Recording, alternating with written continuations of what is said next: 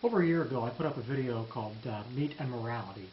It was my take on the issue of carnivorousness and morality from an atheistic point of view. Lately, that topic seems to have been resurrected by some other people, and my video has consequently gotten a couple of new hits. As a result of it getting those new hits, I received a couple of comments from a user named Hair Chamathi. Sorry if I'm pronouncing that wrong. And one of my subscribers saw that I was in a little bit of a conversation with this Hair Chamathi, and chimed in. And he made what I think is an excellent observation. He basically defined the question of objective morality, defined what objective morality would be if there was such a thing. He seemed to think that the definition indicated that objective morality was possible, but I disagree, and that's what this video is going to focus on. The user's name is Adult Hitler, A-D-O-L-T, Adult, like as in Adult Hitler, but almost Adolf Hitler with a T. Anyway, his comment, his definition of objective morality is as follows. I think objective morality is when, with perfect information and a rational mind, people will come to the same conclusion. Right now, any moral question is polluted by what is known by someone that is not known by others, or even at all. Now, that first part of the comment, objective morality is when, with perfect information and a rational mind, people will come to the same conclusion, is a very good definition of what objective morality would be. You would have to have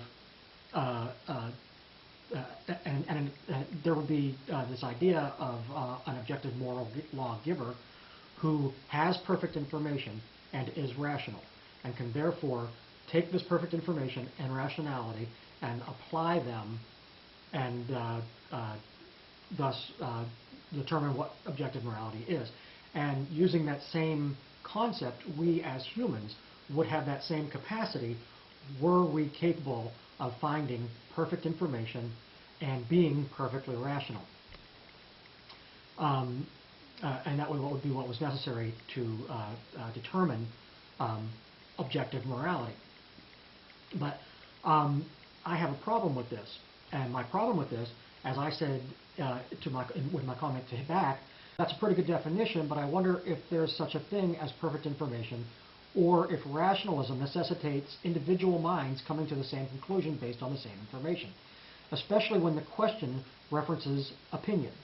Two rational people can eat the same broth and reach separate opinions about the broth being warm enough or delicious enough. Why couldn't they, even with perfect information, come to different conclusions as to a behavior being correct enough?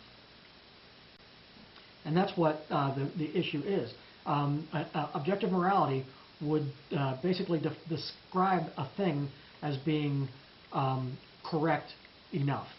The correctness of punishing your child for coming in late is moral because the rationalism that you apply to the perfect information that you have on why they were tardy justifies it.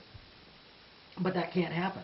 It can't happen because your opinion of whether it's correct, and the child's opinion of whether it's correct, and your neighbor's opinion of whether it's correct can be different, because opinion is subjective. You can't have an objective opinion. There's no such that's a contradictory idea. If something is an opinion, it is by definition subjective. So you can't, even with a perfectly rational mind, even with perfect information, you cannot definitively have an objective opinion. And that's the problem that all theistic arguments for objective morality is always going to have. even God is subjecting a subjective opinion to whether or not what we're doing is right or wrong, and therefore it's ruled by fiat, and therefore it's not objective. There's no such thing as objectivity when it comes to morality.